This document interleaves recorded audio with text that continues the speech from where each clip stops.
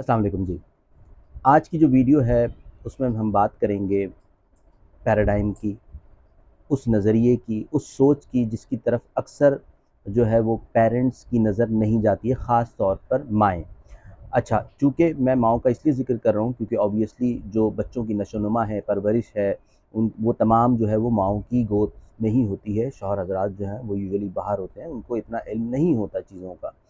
तो मेरा ये एक एजुकेशनल पर्पस भी है कि जो चीज़ें मैं अपनी रोज़मर्रा की जो क्लिनिकल एक्सपीरियंस में देखता हूँ, मैं वो आपको बताऊँ ताकि आपकी नज़र दवाइयों से हट के किसी और तरफ भी जाए। क्योंकि हमारे 80-90% जो लोग हैं वो यूजुअली जब भी बच्चा बीमार होता है तो वो डॉक्टर की तरफ देखते हैं या उसकी तरफ जाते हैं और उनकी चाहत ये होती है कि कोई ऐसी दवाई मिल जाए कि जिसके बाद उसको इफ़ाक़ा हो जाए और उसको जो है आराम आ जाए ऑब्वियसली।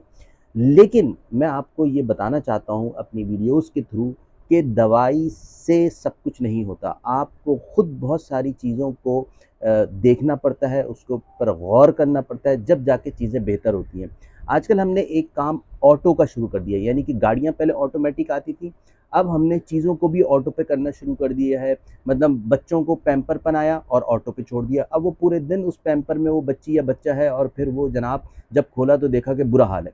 इसी तरह हमने मुँह में चुस्नी लगाई और ऑटो पे छोड़ दी और फिर उसके बाद हमें जब ख़्याल आया और निकाला तो देखा उसके पूरा बेचारा वो सलाइवा निकल के और वो ओरल हाइजीन का इशू हो गया, पेट ख़राब होना शुरू हो गया बच्चों का, गैसेज़ होनी शुरू हो गई।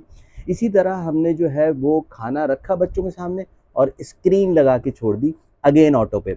अब हमें पता ही नहीं कि वो क्या खा रहा है क्योंकि हमारी नज़र भी स्क्रीन पे है और उस बच्चे को भी नहीं पता कि वो क्या खा रहा है क्योंकि उसकी नज़र भी स्क्रीन पे है।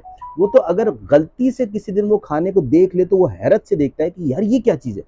मैं ये तो पहली मर्तबा देख रहा हूँ, ये क्या है? ये भला क्या है? ये चावल, दाल उसको तो नाम भी नहीं पता होते बेचारे को। क्योंकि उसने बेचारे ने खाना खाते वक़्त स्क्रीन देखी और स्क्रीन पे कार्टून देखे या कुछ और देखा, खाने को तो देखा ही नहीं उसने।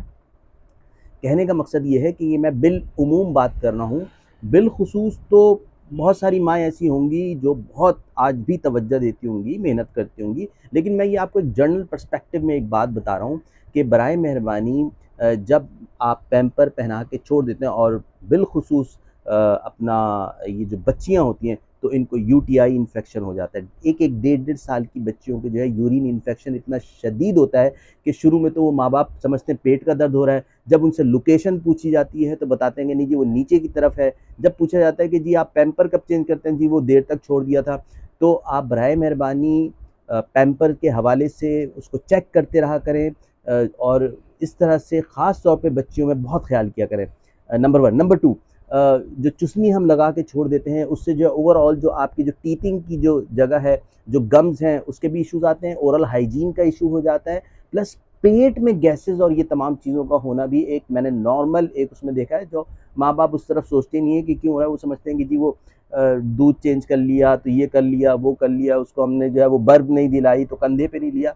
ठीक है, वो तमाम चीज़ें होती हैं लेकिन ये भी एक सबसे बड़ा मसला है और तीसरी बात जो थोड़े बच्चे बड़े हो जाते हैं, तो आपने ये ज़रूर उनके ऊपर निगाह रखनी है और उनको भी दिखाना है कि खाना खाते वक़्त कोशिश करें क्योंकि देखिए जब खाना आप खा रहे होते हैं ना, तो सारा आपका जो ज़हन है ना वो उसकी तरफ मुतवज्जे होना चाहिए।